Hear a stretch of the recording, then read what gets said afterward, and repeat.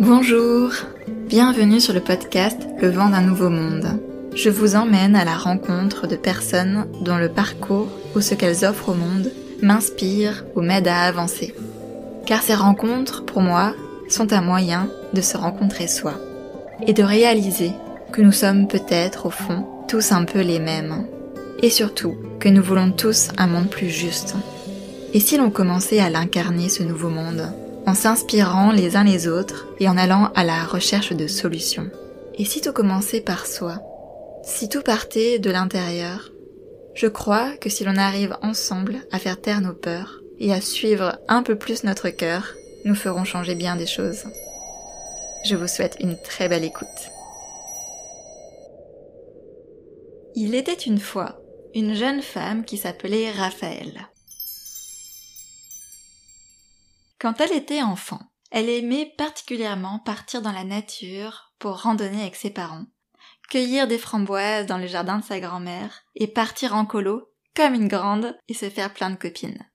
Mais surtout, elle adorait lire des romans, plonger le cœur battant dans des aventures trépidantes, sourire béatement en dévorant les histoires d'amour, éclater de rire toute seule face à la maladresse de certains personnages. Elle emmenait ses livres partout, aux toilettes, où ses parents venaient la déloger en cognant furieusement à la porte, dans son lit, le soir, lorsqu'elle rallumait la lumière en cachette, à table pendant l'heure du goûter. Car surtout, ce qu'elle aimait, c'était découvrir le quotidien des autres, les pensées qui leur passent par la tête, leur vision du monde, leur réaction face aux drames de la vie. Elle aimait vivre avec le héros ou l'héroïne, toutes les émotions qu'il a traversées, et comprendre comment un autre être humain pense et fonctionne. Pour elle, c'était purement fascinant.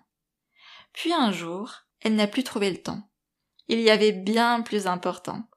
Il fallait faire des études, réussir, trouver un job pour vivre, gagner de l'argent. Et donc il fallait apprendre, passer des examens, rendre des dossiers, travailler. Mais comment on fait quand on ne sait pas quoi faire comme métier? Eh bien, on erre. On se casse la tête. On essaye de se projeter dans les 1000 métiers qui pourraient convenir. On sait bien les métiers qu'on ne veut absolument pas faire, mais les autres, ils pourraient tous faire l'affaire. La pression est intense, car un métier, c'est pour la vie. En tout cas, c'est ce qu'on croyait encore à l'époque. Et souvent, en plus, on en bave pour y arriver à ce métier. Il faut réviser des cours qui ne nous font pas kiffer, il faut faire des devoirs sur des sujets annexes qu'on ne peut pas encadrer, il faut faire des stages dans des structures où on se sent pas à sa place. Bref, face à tout ça, Raphaël a fait des choix, puis a changé, puis a rechangé. Comment elle faisait ses choix? Plutôt par peur que par le cœur. Elle faisait des concessions, elle serrait les dents, puis elle allait dans la nature, randonner ou skier pour oublier, avant de rentrer agréablement fatiguée mais stressée par les devoirs qui l'attendaient. Puis finalement, alors qu'elle faisait encore des études, qu'elle travaillait à côté, le corps de Raphaël s'est emballé. C'est qu'à l'école et à la maison, on ne lui avait pas appris à gérer ce stress et cette anxiété. Pourtant, son corps, pendant des années, lui parlait. La digestion qui petit à petit se déréglait, le système immunitaire qui n'était plus très au clair de ce qu'il devait faire, la fatigue et la frustration qui s'accumulaient. Mais elle n'écoutait pas ces signaux, parce que comme beaucoup, elle vivait à 1000 à l'heure. Parce qu'une vie ainsi, c'est la norme de tant de personnes sur cette terre. Mais un jour, plus le choix, ça lâche. Les soucis sont trop lourds, le corps dit stop. Alors Raphaël a opéré un virage pour retrouver la santé. Elle a arrêté ses études qui lui pesaient, et elle a senti une immense vague de soulagement la gagner. Tiens, et si c'était comme ça que son corps lui communiquait qu'elle avait pris la décision adaptée? Du coup, elle a décidé de revenir à ce qui faisait le plus de sens pour elle, la nature. Alors, c'est parti pour un petit, ou plutôt un long, volontariat. Et hop, la voilà à faire des semis, à plonger les mains dans la terre, à arracher les mauvaises herbes, à s'activer avec la bêche, à cueillir avec délicatesse les frémures. Quelle joie de faire quelque chose qui fait du sens, de sentir son corps se mouvoir, de se sentir pleinement vivante. et d'observer chaque jour le cycle de la vie. Planter une graine, la voir pousser, fleurir, donner un fruit, puis des graines. Quoi de plus beau que de se reconnecter au vivant et de sentir en parallèle son corps retrouver couleur et vitalité, et que de se délecter de tonnes d'abricots gorgés de soleil, que d'admirer la pluie tomber en triant les graines saines pour l'année prochaine, pour les replanter et recommencer ce cycle encore une fois, tout en étant connecté aux saisons, émerveillé des ciels changeants et des matins chantants. Puis la vie continue et la voilà en reconversion, à apprendre à gérer une forêt, à utiliser une tronçonneuse, à faire des murs en pierre sèche, à créer des mares. Que c'est passionnant, elle ne s'en serait jamais crue capable. Puis finalement, la vie continue à la surprendre.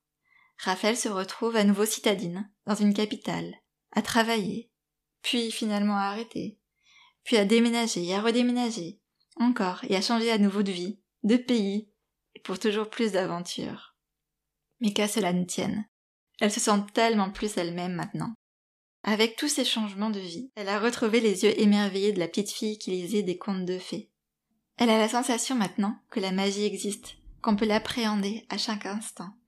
Mais voir la vie telle qu'elle est ne donne toujours pas de ligne directrice sur la voie à emprunter. Alors, toujours la même rengaine. Qu'est-ce qu'elle peut bien faire comme métier? Parce que jardinier c'est bien, mais il manque encore quelque chose, elle le sent. Entre-temps, elle retrouve le temps de lire des romans. C'est doux pour elle de retrouver des personnages, de s'y attacher, de les comprendre. Et finalement, un jour, une idée lui est soufflée par des amis. Pourquoi ne pas les recueillir elle-même, les récits de vie? Et pourquoi ne pas partager son goût pour la vie? Pourquoi ne pas encourager ceux qui rêvent d'une autre société, que oui, on peut faire différemment, et que le monde est en train de changer? Parce que tout ça, elle y croit dur comme fer. Alors, Raphaël se lance, et brave tous les dangers en osant se dévoiler, et en osant aborder des sujets perchés sur un podcast.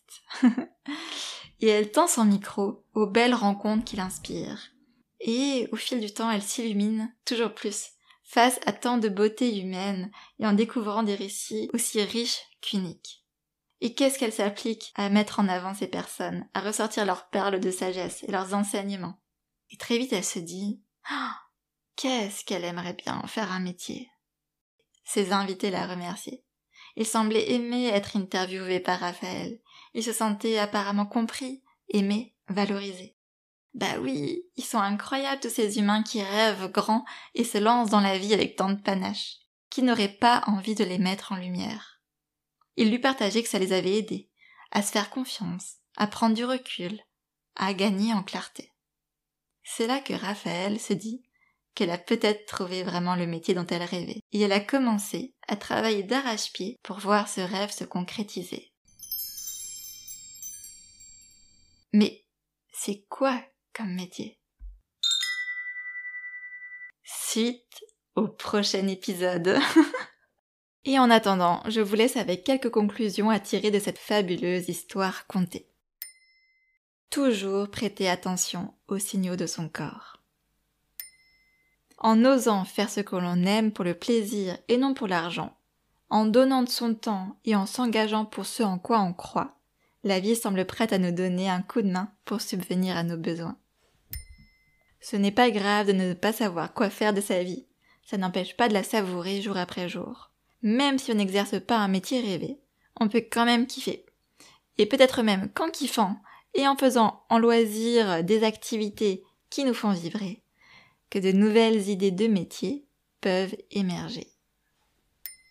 Et enfin, le rappel le plus important et le grand message de ce podcast, écouter son cœur plutôt que ses peurs, et même malgré ses peurs.